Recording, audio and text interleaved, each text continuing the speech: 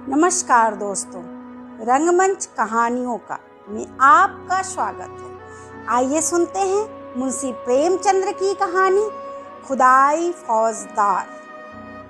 खुदाई फौजदार।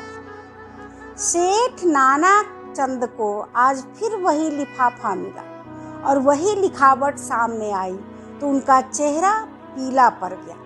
लिफाफा खोलते हुए हाथ और हृदय दोनों कांपने लगे। खत में क्या है यह उन्हें खूब मालूम था। इसी तरह के 2 खत पहले पा चुके थे। इस तीसरे खत में भी वही धमकियां हैं, इसमें उन्हें संदेह न था। पत्र हाथ में लिए हुए आकाश की ओर ताकने लगे। वह दिल के मजबूत आदमी थे। धमकियों से डरना उन्होंने न सीखा था। मुर्दों से भी अपनी रकम वसूल कर लेते थे। दया या उपकार जैसी मानवीय दुर्बलताएं उन्हें छू भी न गई थी, नहीं तो महाजन ही कैसे बनते। उस पर धर्मनिष्ठ भी थे। हर पूर्णमासी को सत्यनारायण की कथा सुनते थे। हर मंगल को महावीर जी को लड्डू चढ़ाते थे। नित्य प्रति जमुना में स्नान करते थे और हर एक एकादशी को व्रत रखते और ब्राह्मणों को भोजन कराते थे। और इधर जब से घी में करारा नफा होने लगा था, एक धर्मशाला बनवाने की फिक्र में थे। जमीन ठीक कर ली थी। उनके आसामियों में सैकड़ों ही धवई और बेलदार थे जो केवल सूद में काम को तैयार थे। इंतजार यही था कि कोई ईंट और चूने वाला फंस जाए और 10-20 हजार का दस्तावेज लिखा ले तो सूद में ईंट और चूना भी मिल जाए। इस धर्मनिष्ठा ने उनकी आत्मा को और भी शक्ति प्रदान कर दी थी। देवताओं के आशीर्वाद और प्रताप से उन्हें कभी किसी सौदे में घाटा नहीं हुआ और भीषण परिस्थितियों में भी वह स्थिरचित रहने के आदी थे। किंतु जब से यह धमकियों से भरे हुए पत्र मिलने लगे थे, उन्हें बरबस तरह तरह की शंकाएं व्यथित करने लगी थी। कहीं सचमुच डाकुओं ने छापा मारा तो कौन उनकी सहायता करेगा। दैवी बाधाओं में तो देवताओं की सहायता पर वह तकिया कर सकते थे, पर सिर पर लटकती हुई इस तलवार के सामने वह श्रद्धा कुछ काम न देती थी। रात को उनके द्वार पर केवल एक चौकीदार रहता है। अगर 10-20 हथियारबंद आदमी आ जाए तो वह अकेला क्या कर सकता है। शायद उनकी आहट पाते ही भाग खड़ा हो। पड़ोसियों में ऐसा कोई नजर न आता था जो इस संकट में काम आवे। जबकि सभी उनके आसामी थे या रह चुके थे, लेकिन यह एहसान फरामोशों का संप्रदाय है। जिस पत्तल में खाता है उसी में छेद करता है। जिसके द्वार पर अवसर पड़ने पर नाक रगड़ता है उसी का दुश्मन हो जाता है। इनसे कोई आशा नहीं है। हाँ, किवाड़े सुदृढ़ है, उन्हें तोड़ना आसान नहीं। ये अंदर का दरवाजा भी तो है। 100 आदमी लग जाए तो हिले न हिले और किसी और से हमले का खटका नहीं। इतनी ऊंची सपाट दीवार पर कोई क्या खा के चढ़ेगा। फिर उनके पास राइफलें भी तो है। एक राइफल से वह दर्जनों आदमियों को भून कर रख देंगे। मगर इतने प्रतिबंधों के होते हुए भी उनके मन में एक हुक सी समाई रहती थी। कौन जाने चौकीदार भी उन्हीं में मिल गया हो, खिदमतगार भी आस्तीन के सांप हो गए हो। इसलिए वह अब बहुधा अंदर ही रहते थे और जब तक मिलने वालों का पता ठिकाना ना पूछ ले उनसे मिलते न थे। फिर भी 2-4 घंटे तो चौपाल में बैठने ही पड़ते थे, नहीं तो सारा कारोबार मिट्टी में न मिल जाता। जितनी देर बाहर रहते थे उनके प्राण जैसे सूली पर टंगे रहते थे। उधार उनके मिजाज में बड़ी तब्दीली हो गई थी। इतनी विनम्र और मिष्टभाषी वह कभी न थे। गालियां तो क्या, किसी से तू तकार भी न करते। सूद की दर भी कुछ घटा दी थी, लेकिन फिर भी चित्त को शांति न मिलती थी। आखिर कई मिनट तक दिल को मजबूत करने के बाद उन्होंने पत्र खोला और जैसे गोली लग गई। सिर में चक्कर आ गया और सारी चीजें नाचती हुई मालूम हुई। सांस फूलने लगी, आंखें फैल गई लिखा था, तुमने हमारे दोनों पत्रों पर कुछ भी ध्यान न दिया। शायद तुम समझते होंगे कि पुलिस तुम्हारी रक्षा करेगी, लेकिन यह तुम्हारा भ्रम है।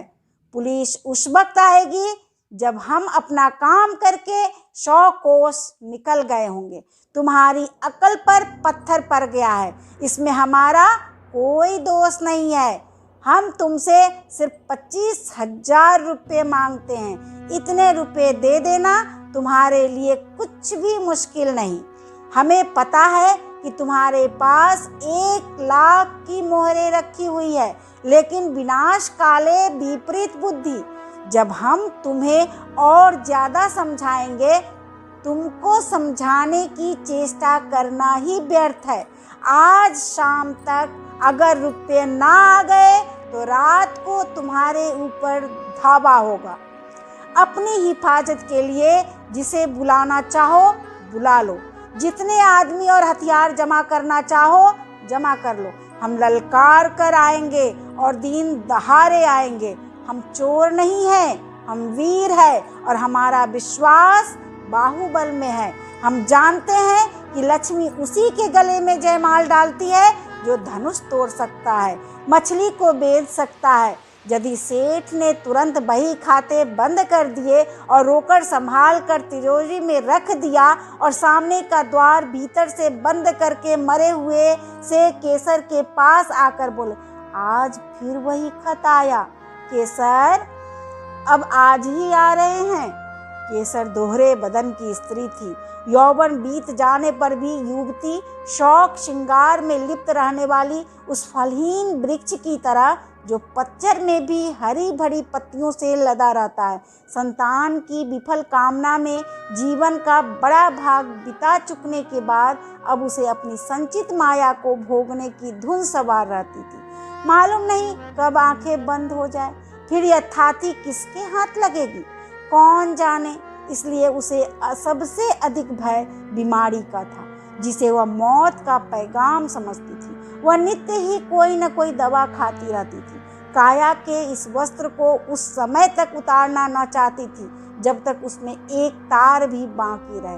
बाल बच्चे होते तो वह मृत्यु का स्वागत करती, लेकिन अब तो उसके जीवन ही के साथ अंत था। फिर क्यों न वह अधिक से अधिक समय तक जिए। हाँ, वह जीवन निरानंद अवश्य था, उस मधुर ग्रास की भांति जिसे हम इसलिए खा जाते हैं कि रखे रखे सड़ जाएगा। उसने घबरा कर कहा, मैं तुमसे कब से कह रहा हूँ कि 2-4 महीनों के लिए यहाँ से कहीं भाग चलो, लेकिन तुम सुनते ही नहीं। आखिर क्या करने पर तुले हो। सेठ जी सशंक तो थे और यह स्वाभाविक था। ऐसी दशा में कौन शांत रह सकता था, लेकिन वह कायर नहीं थे। उन्हें अब भी विश्वास था कि अगर कोई संकट आ पड़े तो वह पीछे कदम न हटाएंगे। जो कुछ कमजोरी आज गई थी वह संकट को सिर पर मंडराते देखकर भाग गई थी। हिरण भी तो भागने की राह न पाकर शिकारी पर चोट कर बैठता है। कभी कभी नहीं, अक्सर संकट पड़ने पर ही आदमी के जौहर खुलते हैं। इतनी देर में सेठ जी ने एक तरह से भावी विपत्ति का सामना करने का पक्का इरादा कर लिया था। डर क्यों, जो कुछ होना है वह होकर रहेगा। अपनी रक्षा करना हमारा कर्तव्य है। मरना जीना विधि के हाथ में है। सेठानी जी को दिलासा देते हुए बोले, तुम नाहक इतना डरती क्यों हो केसर। आखिर वे सब भी तो आदमी हैं। अपनी जान का मोह उन्हें भी है, नहीं तो यह कुकर्म ही क्यों करते। मैं खिड़की की आड़ से 10-20 आदमियों को गिरा सकता हूँ। पुलिस को इत्तला देने में भी जा रहा हूँ। पुलिस का कर्तव्य है कि हमारी रक्षा करे। हम 10,000 सालाना टैक्स देते हैं, इसलिए मैं अभी दरोगा जी के पास जाता हूँ। जब सरकार हमसे टैक्स लेती है तो हमारी मदद करना उसका धर्म हो जाता है। राजनीति का यह तत्व उसकी समझ में नहीं आया। वह तो किसी तरह उस भय से मुक्त होना चाहती थी जो उसके दिल में सांप की भांति बैठा फुफकार रहा था। पुलिस का उसे जो अनुभव था उससे चित्त को संतोष न होता था। बोली, पुलिस वाले को बहुत देख चुकी, वारदात के समय तो उनकी सूरत नहीं दिखाई देती, जब वारदात हो चुकती है तब अलबत्ता शान के साथ आकर रोब जमाने लगते हैं। पुलिस तो सरकार का राज चला रही है, तुम क्या जानो।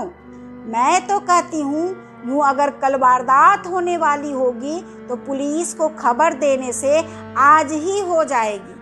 लूट के माल में इनका भी साझा होता है, जानता हूँ, देख चुका हूँ और रोज देखता हूँ, लेकिन मैं सरकार को 10,000 का सालाना टैक्स देता हूँ। पुलिस वालों का आदर सत्कार भी करता रहता हूँ। अभी जाड़ों में सुपरिटेंडेंट साहब आए थे तो मैंने कितनी रसद पहुँचाई थी, एक पूरा कनस्तर घी और एक शक्कर की पूरी बोरी भेज दी थी। यह सब खिलाना पिलाना किस दिन काम आएगा। हाँ, आदमी को 16 आने दूसरों के भरोसे में न बैठना चाहिए। इसलिए मैंने सोचा है तुम्हें भी बंदूक चलाना सिखा दूं। हम दोनों बंदूकें छोड़ना शुरू करेंगे तो डाकुओं की क्या मजाल है कि अंदर कदम रख सके। प्रस्ताव हास्यजनक था। केसर ने मुस्कुरा कर कहा, हाँ और क्या, अब आज मैं बंदूक चलाना सीखूंगी।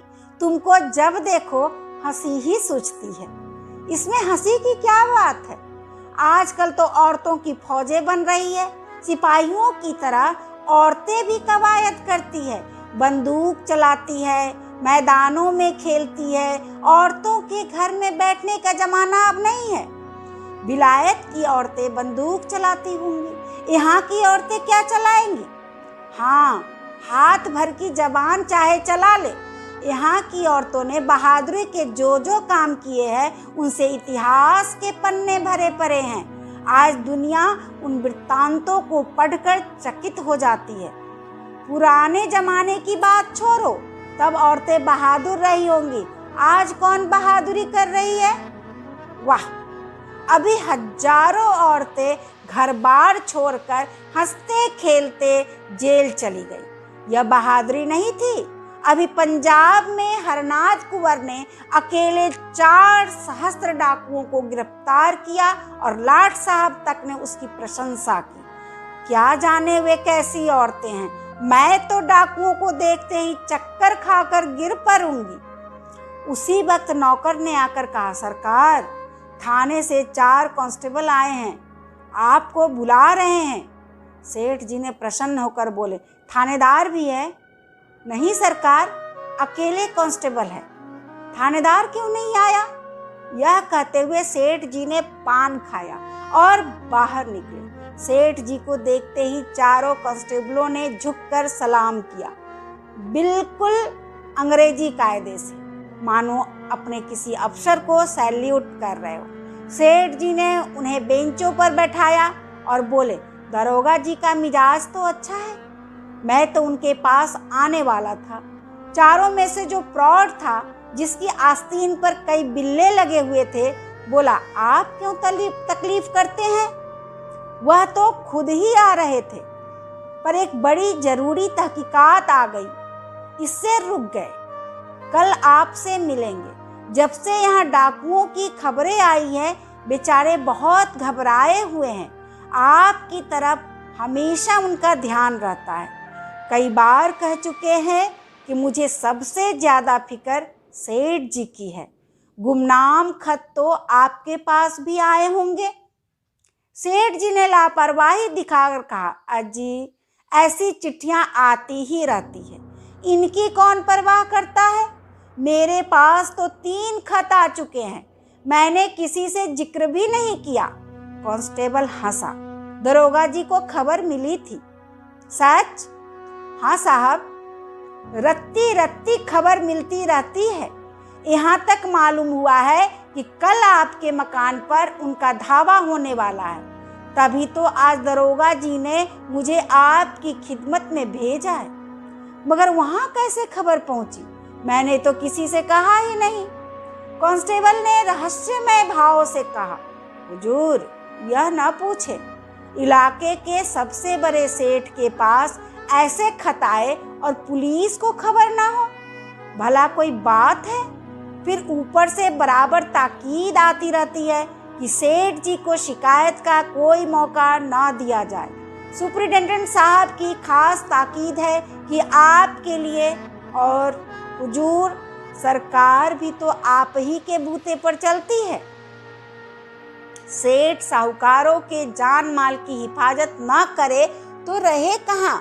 हमारे होते मजाल है कि आपकी कोई तरफ तिरछी आंखों से देख सके, मगर यह कमबख्त डाकू इतने दिलेर और तादाद में इतने ज्यादा है कि थाने के बाहर उनसे मुकाबला करना मुश्किल है।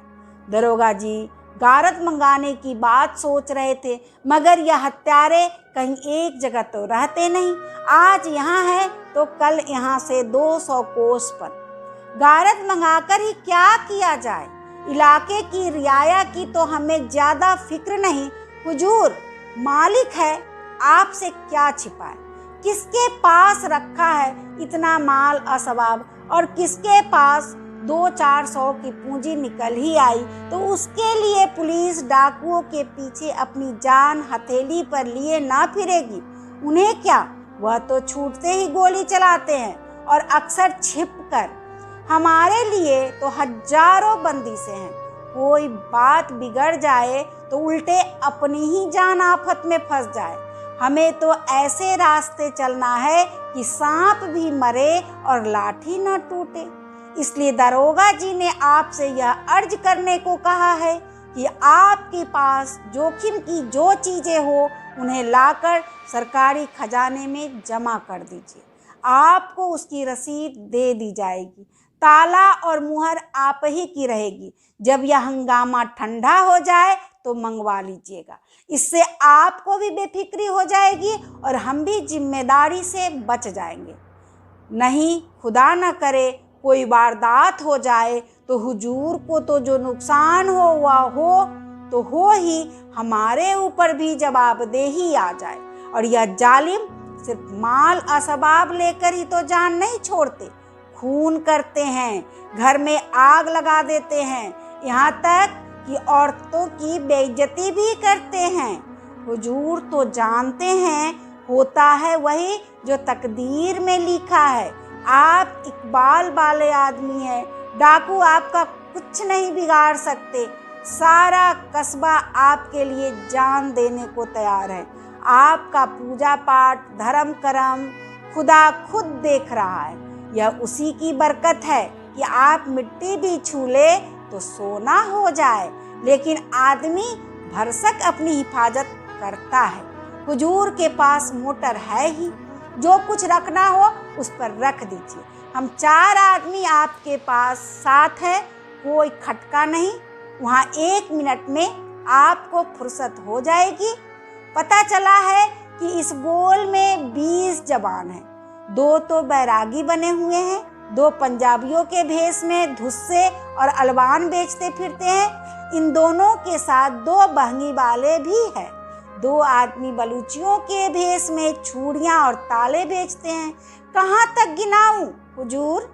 हमारे थाने में तो हर एक का हुलिया रखा हुआ है। खतरे में आदमी का दिल कमजोर हो जाता है और वह ऐसी बातों पर विश्वास कर लेता है जिन पर शायद होश हवास में न करता। जब किसी दवा से रोगी को लाभ नहीं होता तो हम दुआ, ताबीज, ओझों और सयानों की शरण लेते हैं, और वहाँ तो निसंदेह करने का कोई कारण ही ना था।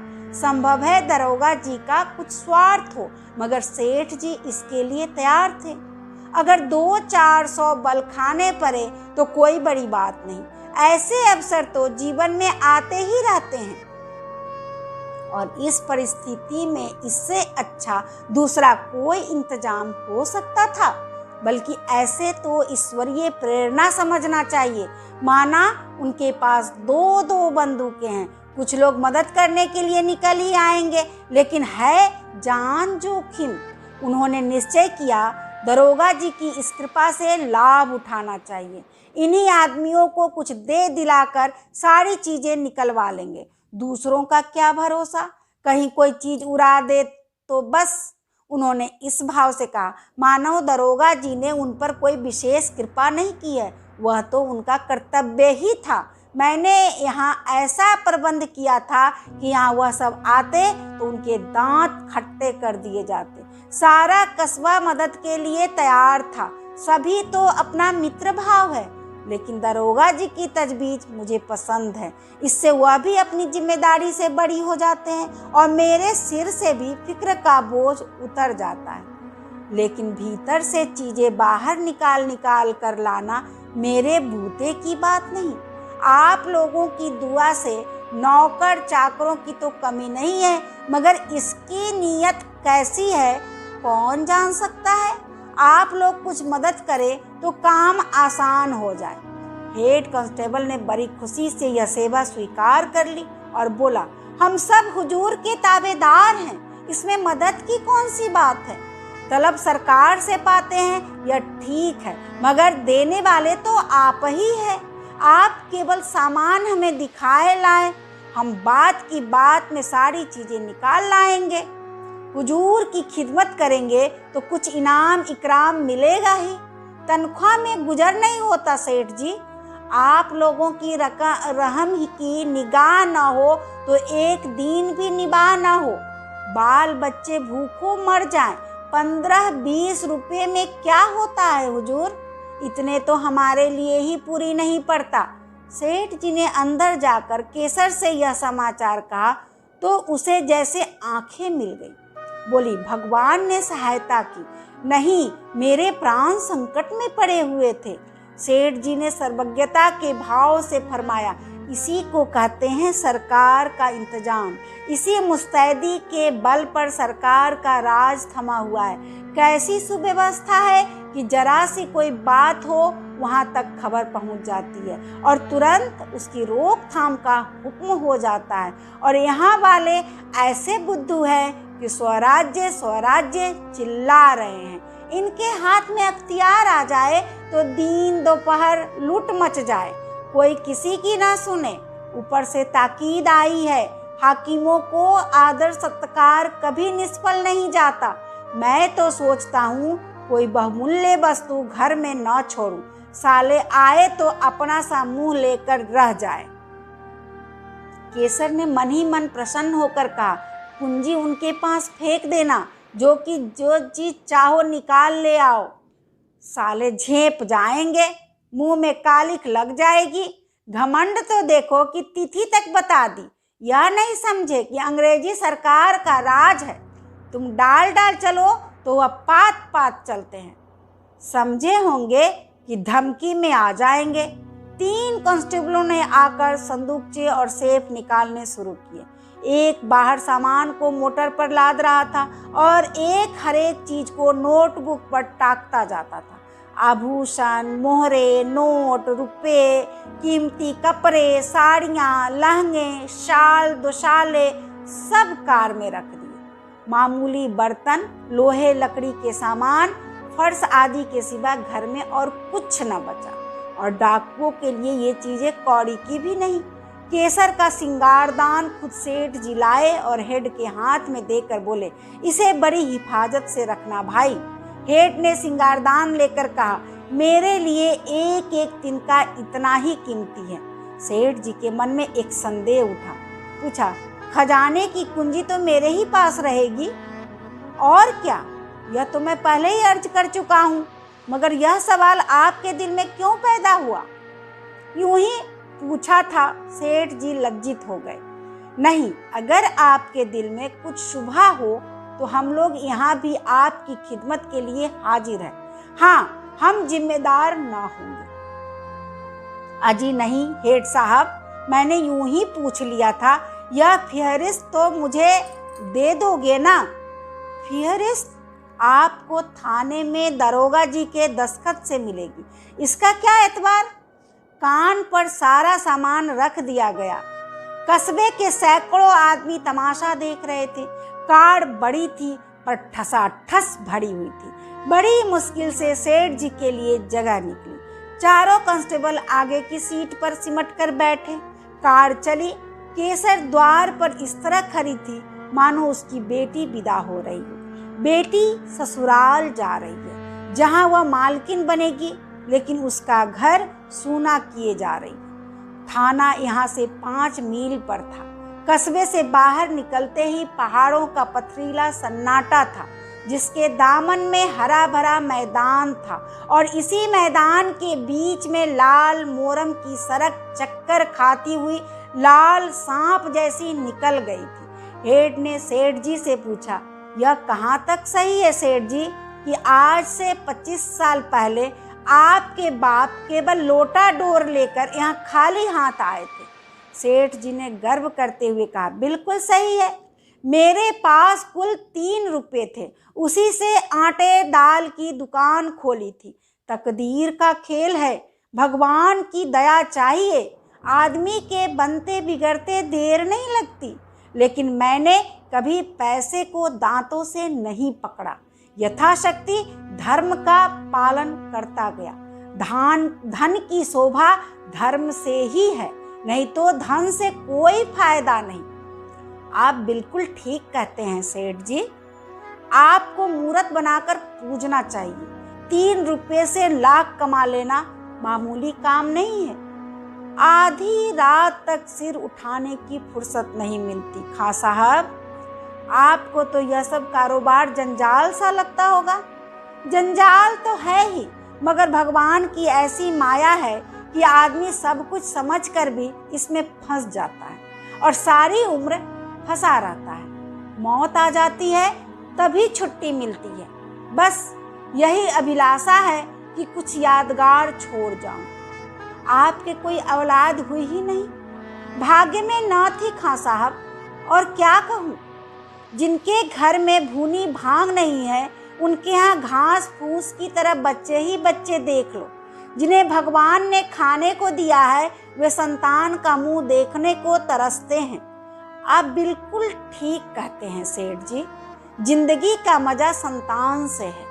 जिसके आगे अंधेरा है, उसके लिए धन दौलत किस काम की। ईश्वर की यही इच्छा है तो आदमी क्या करे। मेरा बस चलता तो माया जाल से निकल भागता। खां साहब, एक क्षण भी यहाँ न रहता, कहीं तीर्थ स्थान में बैठकर भगवान का भजन करता। मगर करूं क्या, माया जाल तोड़े नहीं टूटता। एक बार दिल मजबूत करके तोड़ क्यों नहीं देते। सब उठाकर गरीबों को बांट दीजिए, साधु संतों को नहीं, ना मोटे ब्राह्मणों को, बल्कि उनको जिनके लिए यह जिंदगी बोझ हो रही है, जिसकी यही एक आरजू है कि मौत आकर उनकी विपत्ति का अंत कर दे। इस माया जाल को तोड़ना आदमी का काम नहीं है खां साहब। भगवान की इच्छा होती है तभी मन में वैराग्य आता है। आज भगवान ने आपके ऊपर दया की है। हम इस माया जाल को मकड़ी के जाले की तरह तोड़कर आपको आजाद करने के लिए भेजे गए हैं। भगवान आपकी भक्ति से प्रसन्न हो गए हैं और आपको इस बंधन में नहीं रखना चाहते, जीवन मुक्त कर देना चाहते हैं। ऐसी भगवान की दया हो जाती तो क्या पूछना खां साहब। भगवान की ऐसी ही दया है सेठ जी, विश्वास मानिए। हमें इसलिए उन्होंने मृत्यु लोक में तैनात किया है। हम कितने ही माया जाल के कैदियों की बेड़ियां काट चुके हैं, आज आपकी बारी है। सेठ जी की नाड़ियों में जैसे रक्त का प्रवाह बंद हो गया। सहमी हुई आंखों से सिपाहियों को देखा, फिर बोले, आप बड़े हंसोर हैं खां साहब। हमारे जीवन का सिद्धांत है कि किसी को कष्ट मत दो, लेकिन ये रुपये वाले कुछ ऐसे ही औंधी खोपड़ी के लोग हैं, जो उनका उद्धार करने आता है उसी के दुश्मन हो जाते हैं। हम आपकी बेड़ियां काटने आए हैं, लेकिन अगर आपसे कहे कि यह सब जमा जथा और खत आपके पास पहुंच चुके हैं, लेकिन अगर आपसे कहें कि यह सब जमा जथा और लत्ता पत्ता छोड़कर घर की राह लीजिए, तो आप चीखना चिल्लाना शुरू कर देंगे। हम लोग वही खुदाई फौजदार हैं जिनके इत्तलाई खत आपके पास पहुंच चुके हैं। सेठ जी मानो आकाश से पाताल में गिर पड़े। सारी ज्ञानेंद्रियों ने जवाब दे दिया। और इसी मूर्छा की दशा में वह मोटर कार से नीचे ढकेल दिए गए और गाड़ी चल पड़ी। सेठ जी की चेष्टा जाग पड़ी। बदहवास गाड़ी के पीछे दौड़े, हुजूर, सरकार, तबाह हो जाएंगे, दया कीजिए हुजूर, घर में एक कौड़ी भी नहीं है। हेड साहब ने खिड़की से बाहर हाथ निकाला और 3 रुपये जमीन पर फेंक दिए। मोटर की चाल तेज हो गई। सेठ जी सिर पकड़कर बैठ गए और विक्षिप्त नेत्रों से मोटर कार को देखा, जैसे कोई शव स्वर्गारोही प्राण को देखे। उनके जीवन का स्वप्न पूरा चला जा रहा था। अभी आप सुन रहे थे मुंशी प्रेमचंद्र की कहानी खुदाई फौजदार।